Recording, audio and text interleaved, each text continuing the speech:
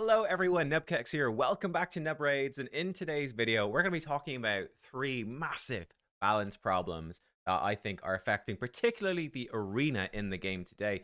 And actually, the first one we're going to talk about, it is Polymorph after the blessing reworks that were announced yesterday, because we've got new information about what is going to be happening with the stat bonuses. And I actually think, I'm predicting it right now, I have called it. I actually think after this polymorph nerf, I mean, it is a nerf to polymorph, but this change we're going to talk about in a second, I think will make polymorph more common than it is right now. It's going to get worse, which is crazy. So we're going to be talking about that, and then also another of the couple of really big balance changes I think that there are, again, particularly to arena. I wanted to get this video out yesterday, but I was playing D&D in the evening, so I didn't have time. So sorry about that, but we're doing it now. So let's go for it. So this is the new information. On top of the blessing reworks we talked about yesterday, they told us that they were going to be changing how the stats worked. We now know what that is. Every blessing after this rework, which again is probably going to be next week, will grant a bonus to HP, attack, defense, crit damage, resistance, accuracy, and speed, and the values will remain the same. What does this mean? Well, basically, like if I jump over right now to, let's say, my Nekmothar, who's 6 stars, very lucky to pull a 5-star one, and then I saved up my red essence for the 6-star. He is in the Cruelty Blessing. Why? Because its effect is really good for Hydra, right? He's doing all these AoE attacks.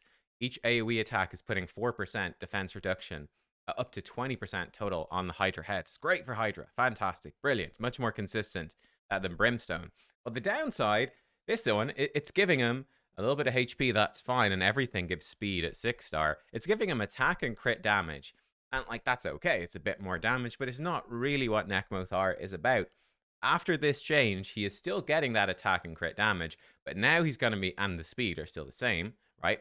But he's going to be getting now HP, defense, resistance, and accuracy as well. So it's like you're getting the benefits for like temporal change, the defense and the accuracy. Commanding presence, you're getting the resistance and the HP as well, right? You're going to be getting all of those stats in one. So it's a massive amount of extra stats for everyone. It's a huge amount of stat bloat. I've mixed feelings about it. On the one hand, it does make Awakening, on both hands, it makes Awakening much more powerful. You're getting so many stats. So particularly champions that thrive off of multiple stats are going to really get very, very strong. So there's a lot of power in Awakening now, and that can be frustrating because it's tough to get Awakening. I think it also could be a problem, like getting used to like high awakened nukers, and then having to go and, let's say there's a new fusion who's a nuker, and maybe I've got like a +1 or +2 or even a +4 nuker, and they're awakened, and I'm trying to compare them to a new fusion who's now, you know, just a plain unempowered, unawakened champion on the test server. They're going to feel weak. There's a lot of potential problems with this. It could be fun as well. We'll leave that up for debate because it's very much a debate. But what I think is going to be a big problem, let's look at, take Sun Wukong, for example. Sun Wukong, everyone, or basically everyone has him, and a lot of us will have him at 4-star awakened, right? Because that was in a Hero's Path or a Titan event. I think it was a Titan event. With Wukong, you're really either building him as a damage dealer, as a hybrid, I've got him as a hybrid, or as a debuffer. With that and your 4-star blessing, you're either going for a damage blessing like Phantom Touch, because again, all of these stats make a huge difference with the scaling of his A2. It's really important that you kill people as hard as possible to make the splash damage as hard as possible. You're either going for a damage blessing with attack and crit damage, or you're going for something like Temporal Chains, which is giving you accuracy if you're in the debuffer category, because you want to get as much accuracy as possible. And it's got a good effect as well, like the decreased speed is good too. So you're probably going for one of those two ways. Now, after this change, right? When every blessing is giving you all of these stats, I mean, number one, my Wukong just off of the bat with Phantom Touch, he is now on top of the attack and crit damage. He's now going to be gaining a bunch of HP and defense, which is nice, and resistance is okay. But he's going to get a ton of accuracy now, just for free, using the same blessing. It's going to make him much more effective. Again, a hybrid champion who scales off of multiple stats, right? Going to be much more effective. Well, here's the thing. When every blessing is all the stats, what would I run him with? I'm going to change him to Polymorph. Oh, and by the way, it's also been confirmed we will have a free reset of all blessings. So they seem to do this every time they balance change the blessings. They give everyone like one free change on every champion. That's good, right? Don't need to worry about that. Right now, you don't put Wukong in Polymorph. Why? Because it gives you defense and resistance, and those are like the worst stats on Wukong. I mean, they're not bad, but you really don't need them. They're not his priority at all. Now, though, yeah, absolutely. You're getting all the stats, so why the heck not? Now I'm going to have a Wukong. He's actually going to go from like 400 to 450 because that's how the blessings are going to work now. And he's going to have Polymorph, which is great because he's an arena lead. He's perfect for Polymorph. So suddenly all the Wukongs are going to switch to Polymorph because you're getting the full benefit of all the stats. And now you're going to have like a 10% Polymorph chance, probably in the lead of a lot of arena fights. That was probably in a different blessing before. And that's going to happen, I think, with multiple champions. I think another brilliant example would be bomb champions. Now, right now, for example, Lord Chazar is in lethal dose, which is totally silly. Ups the damage of poisons in arena. Does he have poisons? 0 poisons. It's totally silly. But that attack and accuracy, it's the only blessing with both. So this is the best blessing for him. That's not going to be the case anymore. He can go into whatever blessing he wants. Again, what's he going to be? It's going to be Polymorph, right? Because he's an arena lead. Put him in Polymorph. High accuracy arena lead. Perfect for Polymorph. Fantastic. Why is it so strong in the lead? I should probably explain that if you don't know. Well, basically, let's say I've got, after this, my Lord Chazar.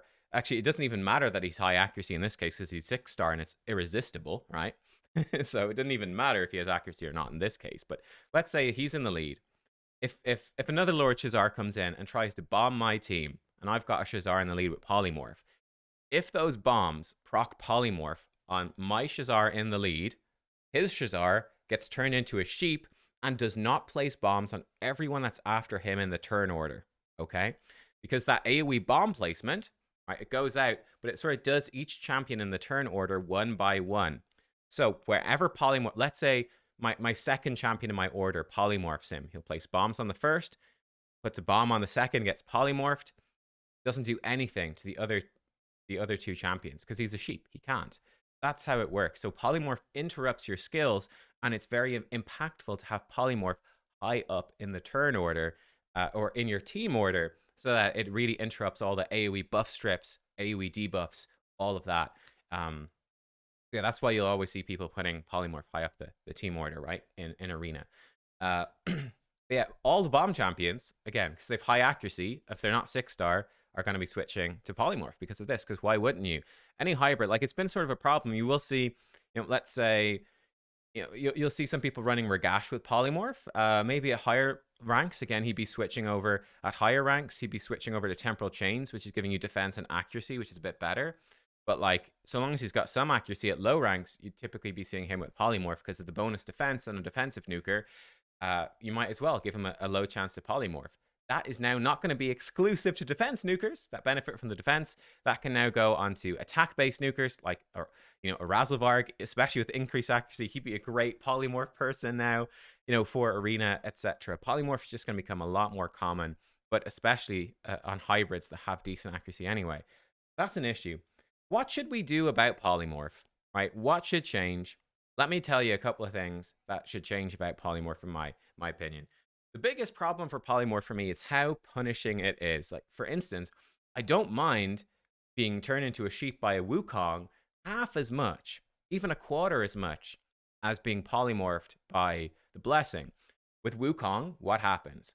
He hits you, it turns you into a sheep for 1 turn only, but you keep your turn meter.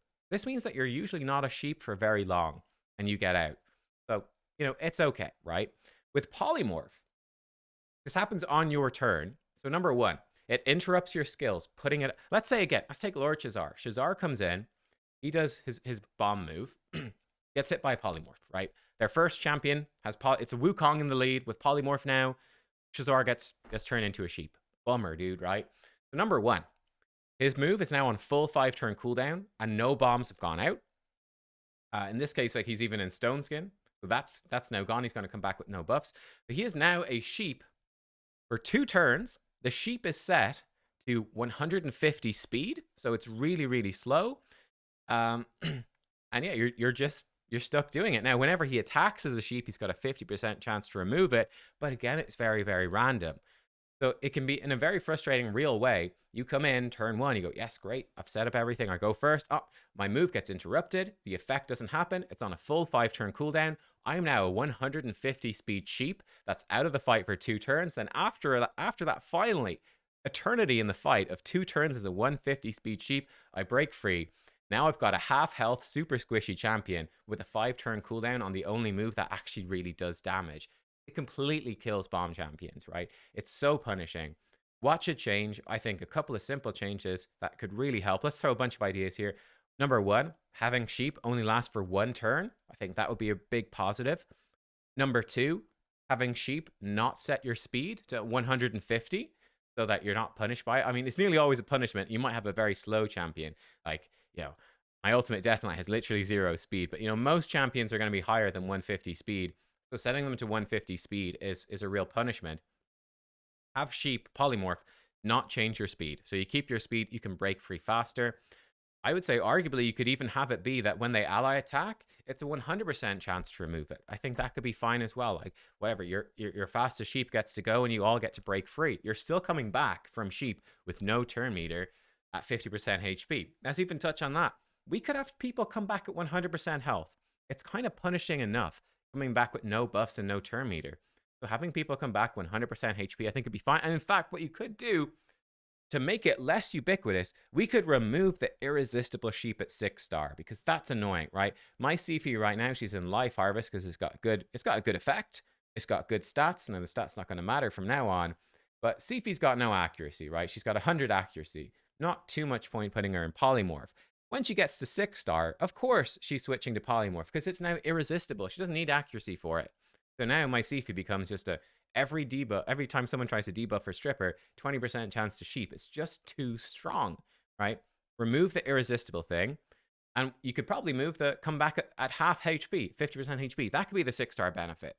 So you're coming back at 100% HP all the way up to 5-star. At 6-star, come back at 50% HP. We could maybe even cap it out at 15%. You don't even need the 20% chance. I don't know. It's kind of tough. I think Polymorph has an important function of giving you a way to fight back against champions with debuffs and with buff strips, and that's good. But I think it's just way too punishing. It completely cripples champions that are placing debuffs. And I don't think this nerf that it can happen once per turn is going to be enough because, again, if it happens even once to Lord Shazar, like a bomb, he's a great example. If it happens once to him, the effect is so punishing. You basically just lose the fight, right? Like if Lord Shazar is my damage dealer and he gets polymorphed, you have basically lost the fight. There's almost 0 chance you get through 2 turns of a super slow sheep, come back with a squishy Lord Shazar and get back to his move. It's just not happening. So it is just too punishing, which is a massive problem. There's a few ideas for how to fix it. I'm curious about yours. Now, problem number 2 ties into this. I actually think problem number 2 is this thing right here, is Stone Skin. Stone Skin has a very important function. Stone Skin gives you a way to make good go second teams, right? To survive against speed teams.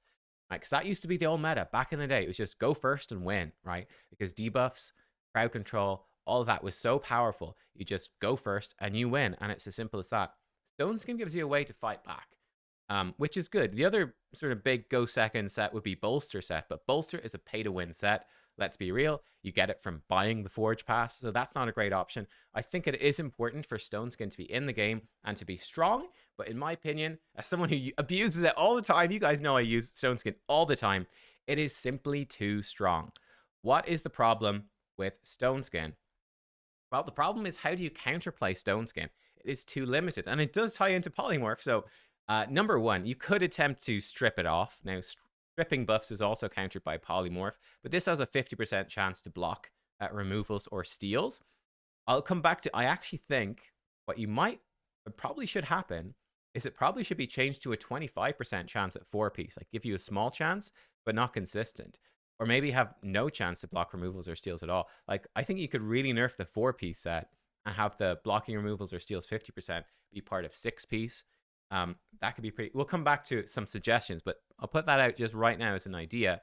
But I do think it's important to keep that in as a way to counter buff stripping. I think that is again really important. Again, Bolster is also protected, but it's too pay to win. You need something else. So, there we go. You can sort of counter it with buff strips, but it's very inconsistent, so that's not a great strategy. Bombs. Bombs do extra damage to Stone Skin, so that's a great way to counter it. Big problem, like we said, Polymorph completely wrecks bombs, so that's a really big problem. On top of that, cleansers are a big problem. Like, I've got, and probably most of you have got Python in like 6-piece Stone Skin, right? Unless you get 1-turn bombs on Python, you can just cleanse them off and they're gone, and your bombs haven't done anything, right? Because, unless you've got Lockout, you can't actually crowd control the Python in Stone Skin, so that is also a big problem. There's a lot of very strong cleansers in the game. There's also a lot of very strong block debuff champions in the game, right? And these really prevent the bombs from being very useful. Marishka is like on another level entirely. She's not only a cleanser, she also puts out block damage, so she triple counters bombs in a way. It really multiplies itself. That's a problem for bombs. So that's something to look at. Making bombs better, nerfing Polymorph would really help with bombs, making them more viable.